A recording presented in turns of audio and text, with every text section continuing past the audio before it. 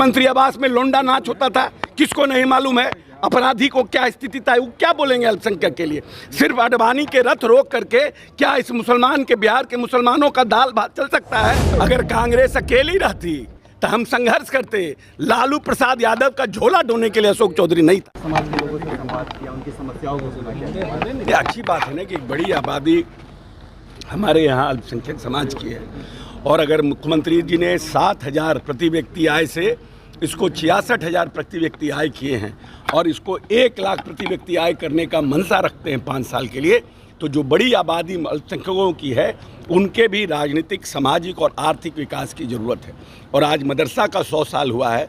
जो मदरसा अल्पसंख्यक समाज में शिक्षा की रोशनी जगाता है, तो निश्चित रूप से उनके माध्यम से जो लोग लंबे समय तक हाशिए पर हैं, मुख्य धारा से नहीं जुड़ पाए हैं, उनको मुख्य धारा में जोड़ना, उनके लिए भविष्य का निर्माण करना।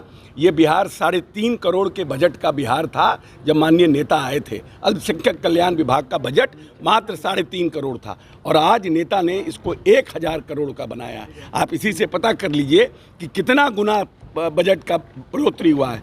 अल्पसंख्यक कल्याण छात्रावास बनाना, अल्पसंख्यक बच्चियों को पढ़ाना, मदरसों में मॉडर्न एजुकेशन देना, कैसे हम सिर्फ अली बेते से बाहर निकलें, जो हमारी धार्मिक जो पुस्तक है उससे बाहर निकले, हम साइंस की पढ़ाई करें, हम कंप्यूटर की पढ़ाई करें, इस पर चिंतन करना, इस पर चिंता व्यक्त करना और उसके साथ अल्पसंख्यक समाज को मुख्य धारा से जोड़ना, तो ये अच्छी बात है। बड़ी यादव कह रहे हैं कि कुछ भी कर ले कुछ फायदा नहीं होने। अरे कि लोग क्या बोलेंगे भाई, इनके समय में तो लाठी गुलाबन तेल पिलावन रैली होता था, ये प्रगति यात्रा करते थे।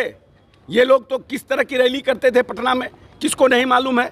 मुख्यमंत्री आवास में लोंडा नाच होता था, किसको नहीं मालूम है? अपराधी को क्या स्थिति था, वो क्या बोलेंगे अल्पसंख्यक के लिए? सिर्फ अडवाणी के रथ रोक करके क्या इस मुसलमान के, बिहार के मुसलमानों का दाल भात चल सकता है? उनके बच्चों की पढ़ाई हो सकती है? उनके बच्चे आगे बढ़ सकते हैं? क्या IAS IPS बन सकते हैं? अडवाणी जी का आपने रथ रोका, आपने पूरी तरह से उस समय के जो सांप्रदायिक सौहार्द था उसके हिसाब से आपने काम किया, लेकिन उसी के नाम पर आप कितना दिन तक मुसलमानों का वोट लीजिएगा और कहिएगा नेता मेरे बच्चों को पढ़ाने का काम कर रहे हैं? पार्लियामेंट में एक बिल आया सर, पार्लियामेंट में एक बिल आया और नहीं देखिए, अंदर में जो लोग हैं वो लोग, कुछ लोग जो 1,647 मदरसे हैं उनके सरकारीकरण की बात कर रहे हैं, तो उसका एक प्रोसेस है भाई। ऐसा तो है नहीं ना कि मुख्यमंत्री किसी भी काम में आएंगे, सबको प्रोसेस है और चरणबद्ध तरीके से उसको किया जाएगा।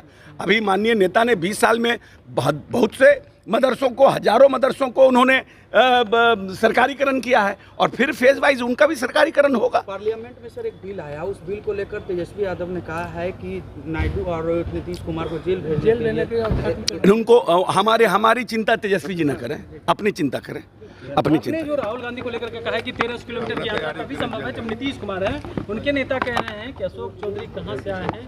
अगर आज कांग्रेस में नहीं रहते वो कहाँ रहते? नहीं, कांग्रेस में हम रहते। अगर कांग्रेस अकेली रहती तो हम संघर्ष करते। लालू प्रसाद यादव का झोला ढोने के लिए अशोक चौधरी नहीं था।